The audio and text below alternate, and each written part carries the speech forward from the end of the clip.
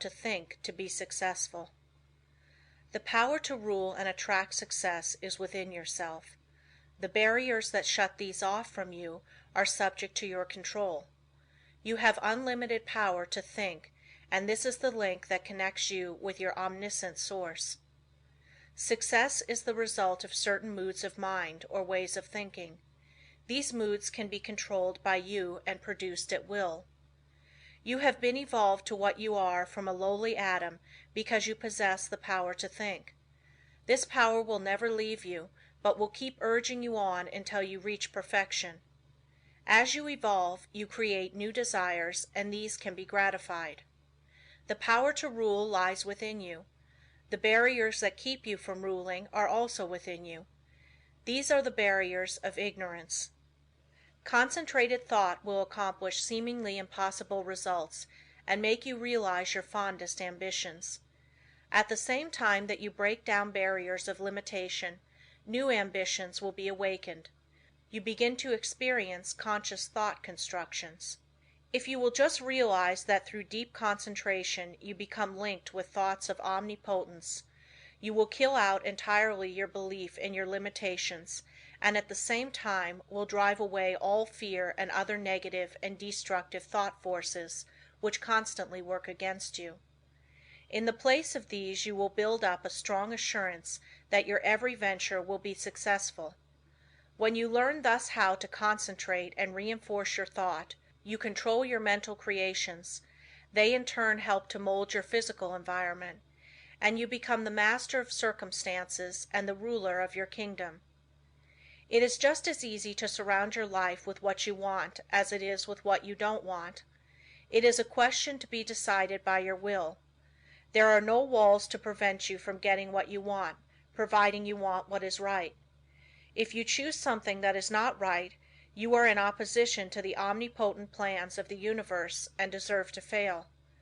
But if you will base your desires on justice and goodwill, you avail yourself of the helpful powers of universal currents, and instead of having a handicap to work against, can depend upon ultimate success, though the outward appearances may not at first be bright. Never stop to think of temporary appearances, but maintain an unfaltering belief in your ultimate success. Make your plans carefully, and see that they are not contrary to the idea of universal justice. The main thing for you to remember is to keep at bay the destructive and opposing forces of fear and anger and their satellites. There is no power so great as the belief which comes from the knowledge that your thought is in harmony with the divine law of thought and the sincere conviction that your cause is right. You may be able seemingly to accomplish results for a time even if your cause is unjust, but the results will be temporary, and in time you will have to tear down your thought edifice and build on the true foundation of right. Plans that are not built on truth produce discordant vibrations and are therefore self-destructive. Never try to build until you can build right. It is a waste of time to do anything else. You may temporarily put aside your desire to do right, but its true vibrations will interfere with your unjust plans until you are forced back into righteous paths of power. All just causes succeed in time, though temporarily they may fail. So if you should face the time when everything seems against you, quiet your fears, drive away all destructive thoughts, and uphold the dignity of your moral and spiritual life. Where there is a will, there is a way. The reason this is so is that the will can make a way if given the chance to secure the assistance of aiding forces. The more it is developed, the higher the way to which it will lead. When everything looks gloomy and discouraging, then is the time to show what you are made of, by rejoicing that you can control your moods by making them as calm, serene and bright as if prosperity were yours. Be faithful in sowing the thought seeds of success, in perfect trust that the sun will not cease to shine and bring a generous harvest in one season. It is not always necessary to think of the success of a venture when you are actually engaged in it. For when the body is inactive the mind is most free to catch new ideas that will further the opportunity you are seeking. When you are actually engaged in doing something, you are thinking in the channels you have previously constructed, and the work does not have to be done over again. When you are in a negative mood the intuitions are more active, for you are not then controlling your thoughts by the will. Everything we do should have the approval of the intuition. When you are in a negative mood you attract thoughts of similar nature through the law of affinity. That is why it is so important to form thoughts of a success nature to attract similar ones. If you have never made a study of this subject, you may think this is all foolishness, but it is a fact that there are thought currents that unerringly bring thoughts of a similar nature. Many persons who think of failure actually attract failure by their worries, their anxieties, their overactivity.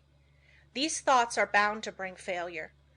When you once learn the laws of thought and think of nothing but good, truth, success, you will make more progress with less effort than you ever made before.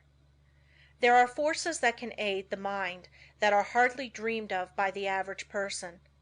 When you learn to believe more in the value of thought and its laws, you will be led aright and your business gains will multiply. The following method may assist you in gaining better thought control. If you are unable to control your fears, just say to your faulty determination, "Do not falter or be afraid, for I am not really alone. I am surrounded by invisible forces that will assist me to remove the unfavorable appearances." Soon you will have more courage. The only difference between the fearless man and the fearful one is in his will, his hope. So if you lack success, believe in it, hope for it, claim it. You can use the same method to brace up your thoughts of desire, aspiration, imagination, expectation, ambition, understanding, trust and assurance. If you get anxious, angry, discouraged, undecided or worried, it is because you are not receiving the cooperation of the higher powers of your mind. By your will you can so organize the powers of the mind that your moods change only as you want them to, instead of as how circumstances affect you. I was recently asked if I advised concentrating on what you eat, or what you see while walking. My reply was that no matter what you may be doing, when in practice think of nothing else but that act at that time. The idea is to be able to control your unimportant acts, otherwise you set up a habit that will be hard to overcome, because your faculties have not been in the habit of concentrating. Your faculties cannot be disorganized one minute and organized the next. If you allow the mind to wander while you are doing small things, it will be likely to get into mischief and make it hard to concentrate on the important act when it comes. The man that is able to concentrate is the happy, busy man. Time does not drag with him. He always has plenty to do. He does not have time to think over past mistakes, which would make him unhappy. If despite our discouragement and failures we claim our great heritage, life and truth and force, like an electric current, will permeate our lives until we enter into our birthright in eternity. The will does not act with clearness, decision and promptness unless it is trained to do so. There are comparatively few that really know what they are doing every minute of the day. This is because they do not observe with sufficient orderliness and accuracy to know what they are doing. It is not difficult to know what you are doing all the time, if you will just practice concentration with a reposeful deliberation, and train yourself to think clearly, promptly and decisive. If you allow yourself to worry or hurry in what you are doing, this will not be clearly photographed upon the sensitized plate of the subjective mind, and you therefore will not be really conscious of your actions. So practice accuracy and concentration of thought, and also absolute truthfulness, and you will soon be able to concentrate. Lesson 6. The Training of the Will to Do. The will to do is the greatest power in the world that is concerned with human accomplishment, and no one can, in advance, determine its limits. The things that we do now would have been a few years ago impossibilities. Today the safe maxim is, all things are possible.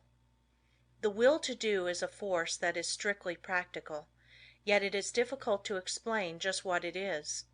It can be compared to electricity because we know it only through its cause and effects. It is a power we can direct, and to just the extent we direct it do we determine our future. Every time you accomplish any definite act, consciously or unconsciously, you use the principle of the will. You can will to do anything whether it is right or wrong, and therefore the way you use your will makes a big difference in your life. Every person possesses some will to do. It is the inner energy which controls all conscious acts. What you will to do directs your life forces. All habits, good or bad, are the result of what you will to do. You improve or lower your condition in life by what you will to do. Your will has a connection with all avenues of knowledge, all activities, all accomplishment. You probably know of cases where people have shown wonderful strength under some excitement, similar to the following. The house of a farmer's wife caught on fire. No one was around to help her move anything. She was a frail woman and ordinarily was considered weak. On this occasion she removed things from the house that it later took 3 men to handle. It was the will to do that she used to accomplish her task. Genius is but a will to do little things with infinite pains. Little things well done open the door of opportunity for bigger things.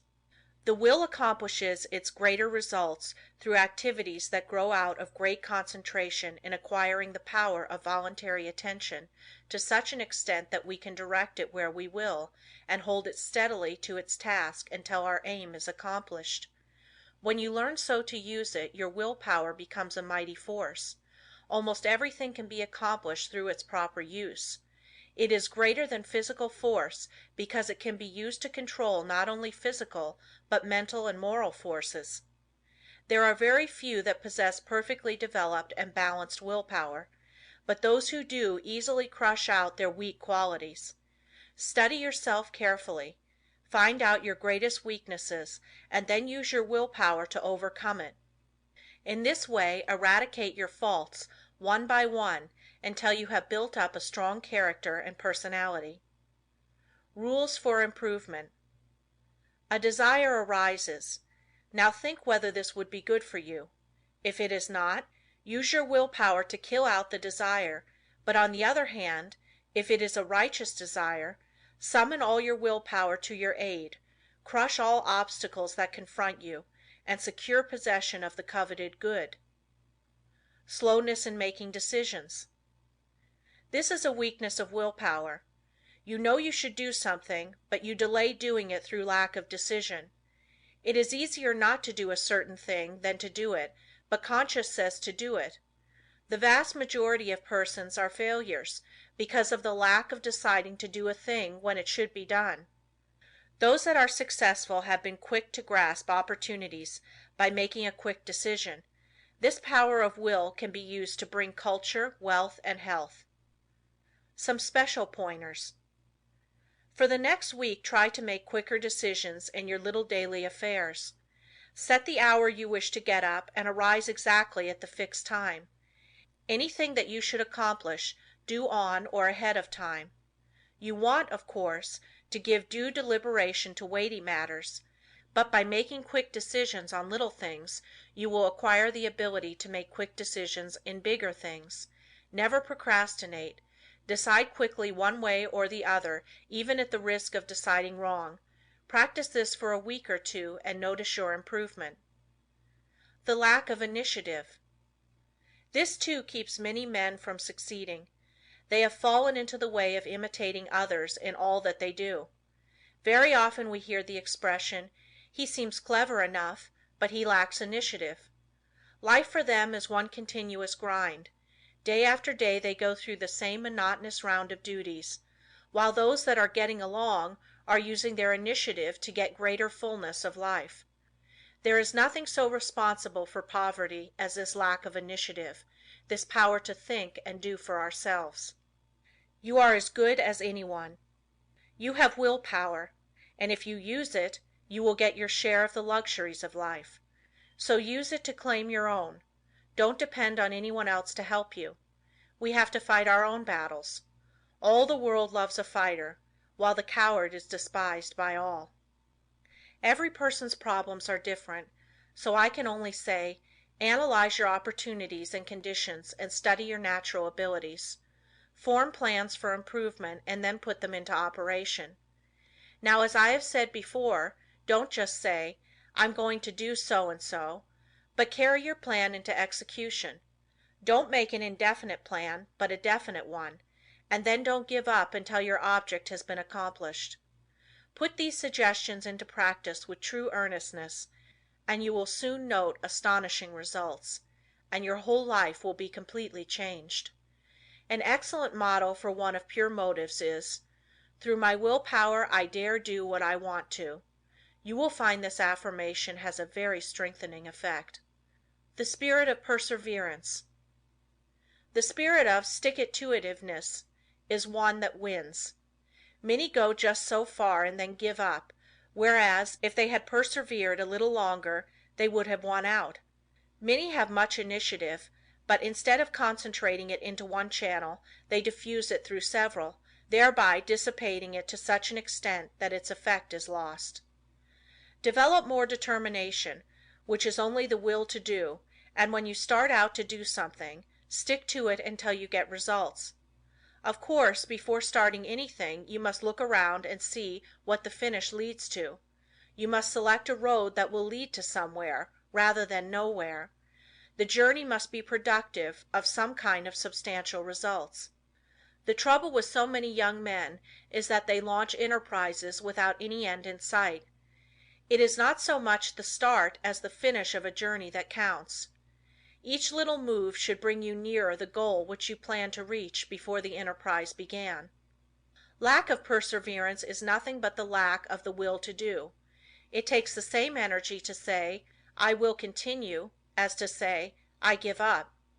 Just the moment you say the latter you shut off your dynamo and your determination is gone. Every time you allow your determination to be broken you weaken it. Don't forget this. Just the instant you notice your determination beginning to weaken, concentrate on it and by sheer will power make it continue on the job. Never try to make a decision when you are not in a calm state of mind. If in a quick temper, you are likely to say things you afterwards regret. In anger, you follow impulse rather than reason. No one can expect to achieve success if he makes decisions when not in full control of his mental forces. Therefore make it a fixed rule to make decisions only when at your best. If you have a quick temper, you can quickly gain control over it by simple rule of counting backwards. To count backwards requires concentration, and you thus quickly regain a calm state. In this way you can break the temper habit. It will do you a lot of good to think over what you said and thought the last time you were angry. Persevere until you see yourself as others see you. It would do no harm to write the scene out in story form and then sit in judgment of the character that played your part. Special instructions to develop the will to do. This is a form of mental energy, but requires the proper mental attitude to make it manifest. We hear of people having wonderful will power, which is really wrong. It should be said that they use their will power, while with many it is a latent force. I want you to realize that no one has a monopoly on will power. There is plenty for all. What we speak of as will power is but the gathering together of mental energy, the concentration power at one point. So never think of that person as having a stronger will than yours. Each person will be supplied with just that amount of will power that he demands. You don't have to develop will power if you constantly make use of all you have, and remember the way in which you use it determines your fate, for your life is molded to a great extent by the use you make of your will. Unless you make proper use of it, you have neither independence nor firmness. You are unable to control yourself and become a mere machine for others to use. It is more important to learn to use your will than to develop your intellect. The man that has not learned how to use his will rarely decides things for himself, but allows his resolutions to be changed by others. He fluctuates from one opinion to another. and of course does not accomplish anything out of the ordinary, while his brother with the trained will takes his place among the world's leaders. LESSON VII.